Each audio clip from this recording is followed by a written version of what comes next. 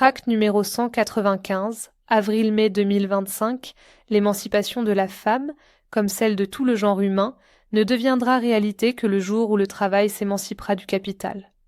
Clara Zetkin, les gesticulations des libéraux, de droite ou de gauche, sur l'égalité homme-femme ne sont bien qu'enfumage et démagogie.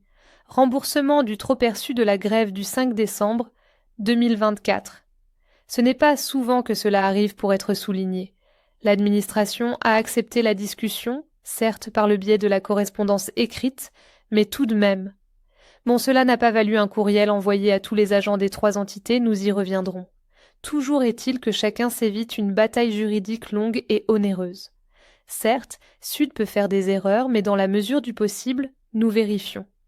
Chacun des agents concernés pourra apprécier une nouvelle fois notre intervention en se voyant remboursé par l'administration courroucée par notre dernier tract, faisant suite à ce qui avait pu nous être rapporté sur une indemnité attribuée aux élus pour leur participation à la CEAP et conformément à notre engagement d'y regarder de plus près, nous nous portons en faux contre cette assertion, aucun élément ne venant l'étayer. Heureusement, nous pourrions dire, vu le boulot, pour info, c'est la délibération du 4 juin 2020 qui indique les indemnités brutes des élus. Le maire est à 7 464 € bruts, le premier adjoint à 2 540 et 1 € brut, les adjointes à 1 990 € bruts, les conseillers municipaux délégués à 505 € bruts et les conseillers municipaux. Ces données ne concernent que la ville de Calais et sont cumulables avec toutes les autres, GCTNM, TOH, Sympac, etc., que les élus peuvent se voir attribuer dans la limite d'une fois et demie le montant de l'indemnité d'un élu du Parlement, Sénat, Assemblée nationale.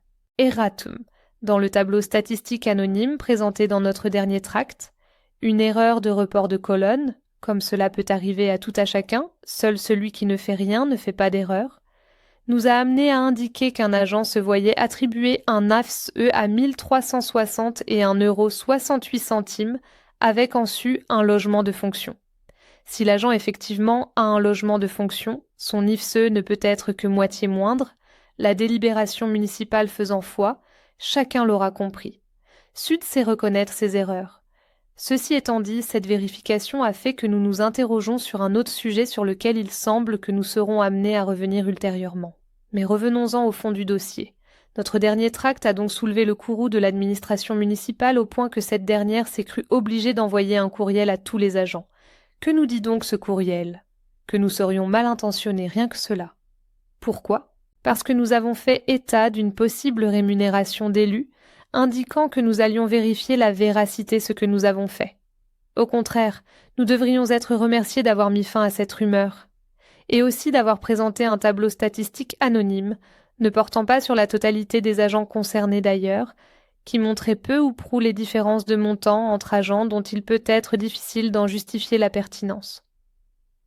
À la suite de l'état des lieux, nous avons revendiqué une augmentation générale de l'IFSE avec un nombre plus restreint de montants différents. Pour autant, nous voici accusés de les avoir soit inventés de toutes pièces, soit présentés de manière à provoquer des conflits dans les services. Si nous pouvons faire des erreurs, rien n'a été inventé.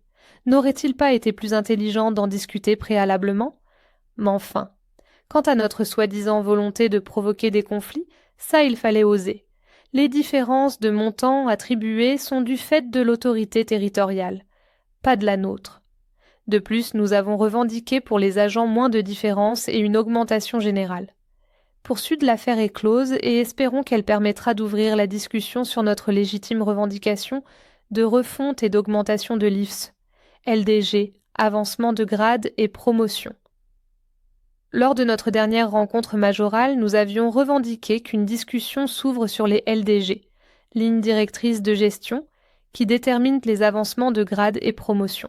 Allant heureusement à l'encontre de la DGA-RH et de son adjoint au personnel, l'autorité territoriale avait pris la décision de commencer dès maintenant la discussion sur les dits en critères de LDG pour une refonte si possible avant les élections municipales, pour ne pas reporter le dossier au calende grec. C'est là que le bat blesse, car si effectivement la première réunion de travail a été annoncée, elle a été programmée pour ce mois juin. repoussant d'autant les travaux et rendant impossible toute modification avant les élections municipales. Ainsi, c'est l'adjoint au personnel et la DGA RH qui auront eu gain de cause dans l'affaire, ce qui ne sera pas sans incidence pour les agents et la collectivité. Nous rappelons que lors de l'établissement des critères d'appréciation des évaluations, nous avions contesté de même l'automaticité des points retirés pour les LDG pour les agents sanctionnés. Le dossier de refonte étant repoussé, Sud réfléchit à la saisine du tribunal administratif pour faire annuler l'automaticité, que ce soit pour les évaluations ou les points soustraits lors de ces LDG. Nous avons assez attendu. Autre sujet qui pose problème, l'opacité de l'appréciation des points accordés à chacun d'entre nous. Lors d'une contestation d'un agent qui faisait référence à l'inadéquation de l'appréciation sur la manière de servir issue de l'évaluation et les points accordés lors des LDG, lesquels, nous rappelons, se basent normalement aussi sur l'appréciation de la manière de servir, il a été répondu à cet agent que les critères établis pour les lignes directrices de gestion tiennent compte de l'évaluation, mais ils ne sont pas exclusifs. Faudra expliquer quels sont les autres critères que la manière de servir, ce qui interroge entre autres sur le caractère légal car personne ne les connaît. L'autorité territoriale confirmera dans la suite les points attribués de LDG sans autres explications. Petite précision, n'oubliez d'indiquer votre parcours professionnel lors de l'évaluation, car l'administration se sert de ce prétexte pour ne pas accorder de points au LDG même si nul autre mieux qu'elle-même ne le connaît. ATSEM. Plus de postes ouverts au concours interne. Le décret numéro 2025-460 du 18 avril 2025 portant inversion temporaire des parts respectives de postes à pourvoir par la voie des concours externes et internes d'accès au cadre d'emploi des agents territoriaux spécialisés des écoles maternelles est sortie. C'est ainsi que la part du nombre total des postes à pourvoir par voie de concours pour le recrutement des agents territoriaux spécialisés principaux de deuxième classe des écoles maternelles est fixée, pour une période de 5 ans à compter de la date d'entrée en vigueur du présent décret, à 1 € plus 30% pour le concours externe sur titre, 2 € moins 60% pour le concours interne, 3 € moins 5% et au plus 10% pour le troisième concours. C'est peut-être le moment de tenter le concours en interne? Compte rendu du CST du 4 avril 2025. Parmi les principaux points qui étaient à l'ordre du jour, maintien du salaire à 100%. Sud fait part pour son grand pessimisme sur l'attitude du préfet due au respect du principe de parité. Bien évidemment, un vote à l'unanimité a été émis. En aparté, en l'état, la DGA-RH a précisé que le paramétrage du logiciel applique dès à présent les 90% du traitement et de la NBI, mais pas du régime indemnitaire, RI, ce qui aura pour conséquence que les 10% du RI seront retirés ultérieurement de la fiche de paie des agents. Modif du CIA. Augmentation de 30 € Sud, rappelle sa revendication nationale d'intégrer le régime indemnitaire dans sa globalité dans le traitement, mais qu'il soutiendra cette augmentation car elle reste un petit plus pour ceux qui en bénéficient. Vote pour à l'unanimité prestation d'action sociale. Elle concerne l'ajout d'un chèque déjeuner supplémentaire par mois et l'augmentation de 15 € sur la carte cadeau délivrée à Noël. Vote pour à l'unanimité. Autre sujet attendu, le nouvel organigramme au pôle lecture publique. SOD, l'organigramme a-t-il été discuté avec l'ensemble du personnel? Directrice, oui, et plus particulièrement avec les agents concernés sans omettre les réunions de travail avec l'encadrement. Sud. Combien d'agents sont concernés? Directrice. 5 images, et sont plus 2 auxquels il faut ajouter les responsables des pôles du service au public Sud. Les animations continueront-elles de se faire sur la base du volontariat? Directrice, oui vote, CGT contre, faux et Sud abstention. Formation. Spécialisée du 18 mars 2025 aire de lavage, information des avancées des travaux.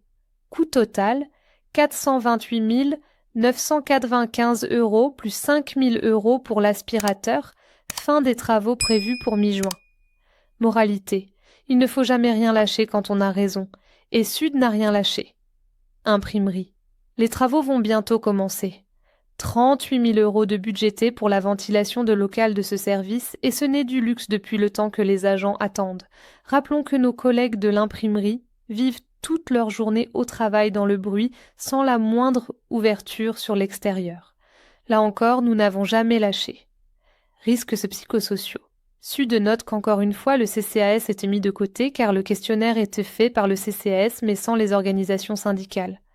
L'élu au personnel s'est engagé en disant que des réunions de travail devraient avoir lieu afin qu'un représentant de chaque syndicat puisse discuter et relever les problèmes. Concernant la ville et Grand Calais, les réunions ont eu lieu, ce 2 et 23 avril. Ce questionnaire est anonyme, seule l'entreprise privée de la CIS y aura accès. N'hésitez pas à faire remonter tout ce qui va et ne va pas. Pour ceux qui auraient tous des problèmes, n'hésitez pas à contacter vos délégués syndicaux. Se syndiquer en acte de solidarité et de résistance. Merci d'avoir regardé.